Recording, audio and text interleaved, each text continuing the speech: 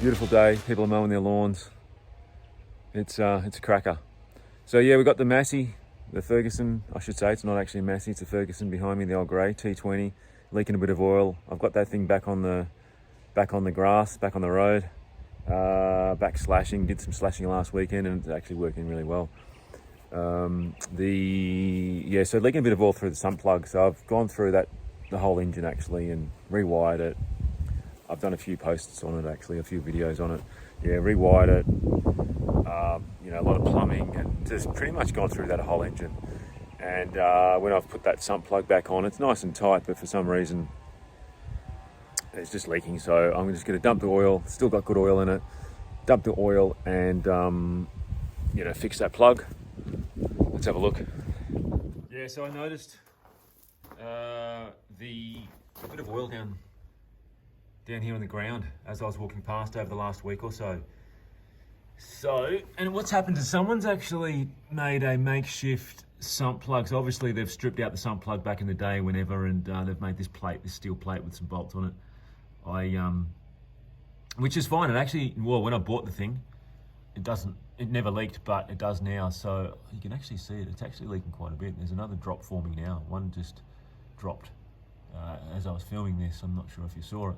But anyway, yeah, that's just going to slowly, obviously, drain the sump, because it is actually leaking pretty bad. I mean, the oil, I've used this, when I say my wife actually did the slashing last weekend, and we did about 4 acres, and ran like a dream. That oil is still clear as day. Look, awesome tractor. So I've gone through the thing and put new fuel lines in it. Actually rewired the whole jigger. It's been converted to 12 volt, and it was positive ground, so I've changed it to negative ground, just so it's, I don't know, more familiar to me. New Jenny on it, went through the carby, rebuilt the carby, and just all new hoses and things like that. Went through the oil bath air cleaner, got rid of all the old oil. Everything is pretty much gone through, apart from the only thing I'm left to do is the hydraulic oil. So I'm going to dump that. That's got a little bit of water in it. So essentially, I think one of the videos I had done on this was talking about that it may have had a blown head gasket. As it turned out, it was just condensation and moisture in the engine. When I bought this thing, it was undercover. Well, I was told it was undercover. I wasn't told it was left outside, which is one of the reasons I bought it, because it looked like it was well looked after. But as it turned out, it was actually left outside, and I think that's why a lot of it had, like the engine and gearbox, have got had moisture in them. And of course, I bought a flappy thing. Obviously, that stops any weather getting in as well, which it didn't have it on it before. So again, more evidence that how moisture got into the old girl. All right, I'm going to get this thing into. We'll do a start, huh? Do a cold start. I'll get this into the shed. Oh, that's the other thing I've got to do. I bought an original idiot light, ignition light, warning light, generator warning light, whatever you want to call it. And that cost me about $90. Got it from the UK, and it's one of those. It's actually an original one with the fine windings that go around it. And I was putting it, and it worked. I had it working. I went to install it, and one of those wires got caught on the hole on the actual dash, on the fascia panel here, and it ripped one of the wires. And I was just like, oh no! So basically, I've just bought another one. I've just bought a cheaper one this time, just a local one, $30. I'm going to see if I can actually fit this chrome metal bezel and the glass, the red glass. The one I've got is actually all plastic, so it doesn't look as good. Bit of a stickler for that. So let's see how it goes on that.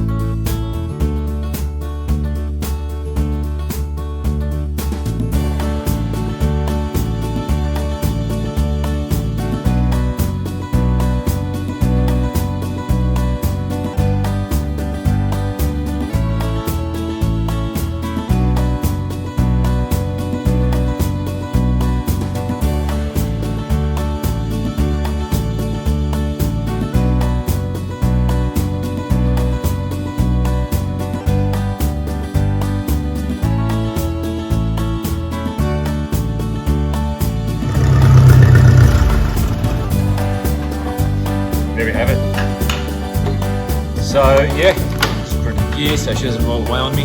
So I'm going to do that. That's what one job to do today.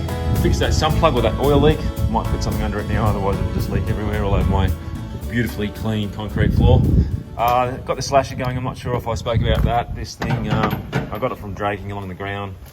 Made some stays, chains, you know, adjustment there. So that has, it's actually working like a champion.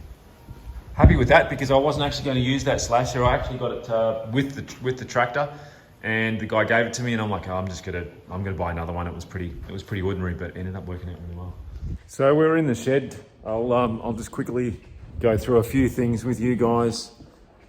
Walk through what's going on at the moment. I'm just doing a bit of a Saturday morning maintenance, vehicle maintenance update. There's a few things that need attention, as they do. I've got the tractor, the Ferguson over here, that has got a bit of an oil leak, so I'm going to try to fix that issue. I think it's just a sump plug gasket. I dropped the oil out of it last week or a couple of weeks ago. I didn't replace the little copper washer, so I'll check that out. Got a few little things to do on the Crew Cab chassis, the F26 Crew Cab chassis. The daily, the red bump side, that is actually, I think she's all sweet. I think we're good there. Nothing going on there. And the other thing that I'm playing around with at the moment is the Golden Child. So the Golden Child is getting a few things changed on it. Oh, just a few updates, I guess you might say. Learning a little bit more about the truck, and I'll take you through that in a sec. All right, firstly, I've already taken you through this, so that's all good to go. Replace the idiot light. Yeah, okay, so you can see here, this is the expensive $90 unit that I ruined when I first put it in. So yeah, those windings got caught on this little hole here, and yeah, basically ruined it. So I just bought a cheap knockoff version of it. So I'm just going to hook that up, and we're back on the road. Doing that. I'm actually just checking that sump plug. Just waiting for a drip or any evidence of leakage. It's looking good at the moment, so fingers crossed that stays. This thing is actually all pretty much buttoned up. I keep on saying that, but I'm always finding little bits and pieces. I did get the steering arm from eBay. That's a genuine Spicer part. I found that on eBay. That's a left-hand drive, American or US spec steering arm. I've actually got a right-hand drive, which is actually, I believe, pretty rare. So anyone looking for a right hook Australian steering arm for a Dana 44, let me know. Got a few bolts to put it, just got to bolt this transfer case cross member in, just on these corners here. I didn't have any cone locks, so I was waiting on, I just bought some cone locks, just wanted to use original hardware. I had all that was inflated, which is pretty cool. I did actually installed some vent tubes, vent lines into the diffs. So they're all done. Found some original old brackets, cleaned them up. So that's all done. I think, yeah, brake lines are done. And I've also done the fuel lines, which is that one there, coming out through the chassis. And obviously going all the way to the front. So that's her there, end of story. Again, still waiting on the truck. That is actually getting, I believe it's booked in for a clean, or actually an inspection, I should say, on Monday. Today's Saturday, so fingers crossed I see that next week, or at least get an email saying pick it up. Nothing happening on the old girl. My wife and I are planning a trip to South Australia to go along to a place called Streaky Bay, to travel along to Streaky Bay, which is just on a Great Australian Bight around that area. So check that out if you're not familiar with that spot. It's supposed to be amazing. So we're going to drive this. I need to do a few things to this to get it prepared for it. I'm going to build a little camper topper, like an original style aluminium canopy for the back. And I'll probably have to maybe put a winch on it. I've got the front tail shaft that needs attention and just a few small bits and pieces. So I'll get onto that in the next coming months. The Golden Child, started off doing an oil change on this because I found that the oil is always dirty looking. It's always dark. It's not clear. You know, I'll put new oil in it. I'll take it for a drive and it will just have, like dirty oil, what looks like dirty oil. So I'm not sure what that is. I've done a bit of a diesel flush trying to clean out all that oil, and we'll see when I put new oil in it if that turns dark or dirty again. The other thing that I've taken the rocker covers off just to inspect that actually, and just do a bit of a diesel flush, but also get some date codes and casting codes, see what we're looking at. Just dive deeper into this engine and see what it actually is. Air conditioned truck factory, so it doesn't actually have a compressor on there. I bought it without working air conditioning, so I'm actually looking at putting that back on and getting all that working again. Everything is actually here, all the bits that I actually need, apart from the compressor, of course. Apart from the compressor, the idler pulley and the brackets. So compressor you can buy new. It's not like the original new style, but it is a new reliable system. The brackets, I've got a mate that's got some FE brackets, and I've grabbed them and I'm just going to copy those. And the idler pulley, you can actually buy them new. But everything else seems to be here, and it actually looks good. I mean, it's a 44,000 mile truck, so you know, you'd expect it to be actually okay. So, and everything doesn't even look like it's been out, to be honest. So, gonna run with that. You can actually see here where it's just been chopped off, and I've actually still got, I'm pretty sure there's a wiring here. Oh yeah, there we go. So there's still the plug that's just been taped up. So I will need to do a little bit of find the other end of that, and I need to find the other ends of these air conditioning hoses and where they go into the firewall, which I've had a bit of a quick hunt around, and I cannot see for the life of me where they go into the firewall. I would think that they'd come in on this side, on the driver's side, given that they are, you know, the outlet is, or the inlet to the radiator support is here, but who knows. Anyway, I need to have a bit of a hunt around. That's what's happening with the Golden Child. Actually, there is another thing that's happening with this thing. At the moment, I have got some slots on there. These are the slots that came with the truck. I believe these were actually dealer fitted or dealer optioned, which is pretty cool. The reason I have them on there, because I'm not a huge fan of them, to be honest. I mean, I like slots, don't get me wrong. Don't really like those tires. I don't think, you know, they suit the truck. I just like a different style, I guess. I do like the vintage style trucks. So these were off it, or these were on it, I should say. I've taken them off, and I'm getting different. Well, I've got different steelies. These are 7x16s. I bought these brand new and got them powder coated, just white. Samson 916s, if anyone's wondering, that's what those tires are. So I found, 4 original steelies, which are the same as these, 6x16. I'm getting them sandblasted at the moment, and these tires, these Samsons, will go back on. So I just wanted to run the narrower wheels. I just think it looks more original. Tall, skinny is what I like, and I think just the 6 versus the 7s gives you that little bit more of a skinny look. So yeah, that's it. That's pretty much what we're looking at the moment. Nothing else to report. Oh, there is actually something else. I've just spotted this sump. So, got a sump here. I am not going to be able to show you. Oh, hold on. Yep, there we go. That sump is a truck sump, so it is a rear sump. I got this cheap because it didn't have a dipstick on it, or it actually did have that blanked off. That's where the dipstick normally goes. The sedan or passenger car sumps don't have, they're actually a front sump. This is actually a rear sump for four-wheel drive, so it clears the axle. They're actually really hard to find, and when you do find them, they're super expensive. So found one on eBay. I got it cheap because it is, let me just turn you around and I can show you, hold on. Okay, here we go, that's better. I'm trying to fight this this dongle and it's just not working. But yeah, that's, this is essentially an FE truck sump. And when I say truck, I mean 4-wheel drive, 3/4 ton. Not your F600s and FT style engines. I believe they're different again.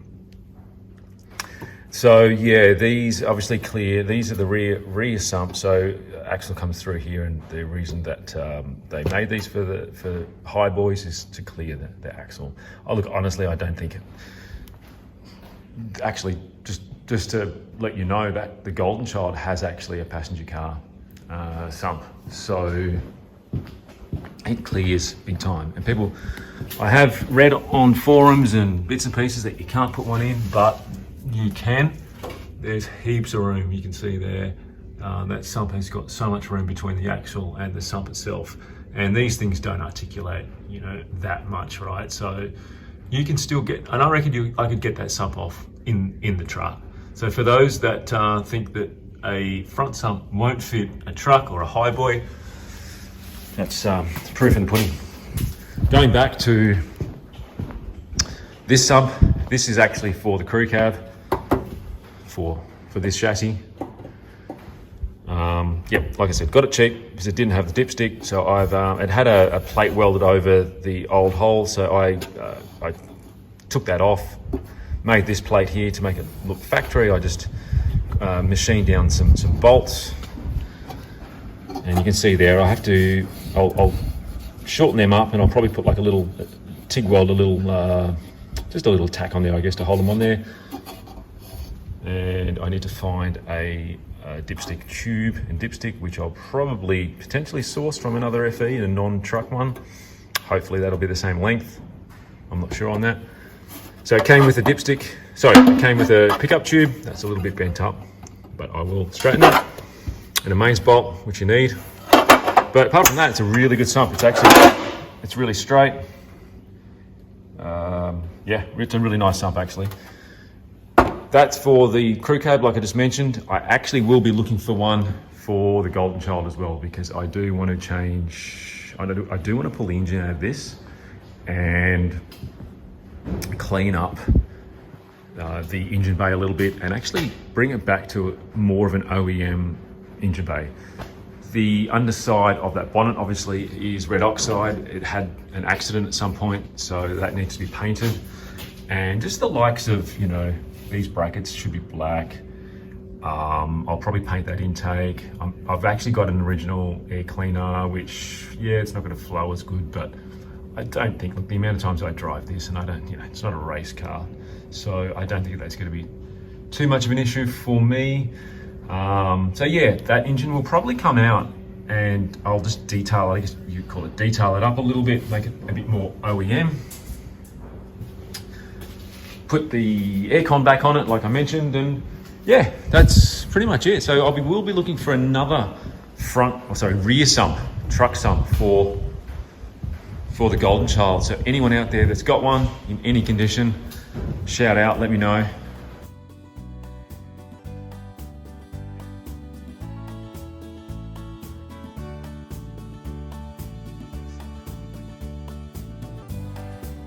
Yeah, so back to where we were before. I'll say goodbye. Gone through everything for what's happening in the shed at the moment. Hope everyone is well. Thanks for watching. Be good.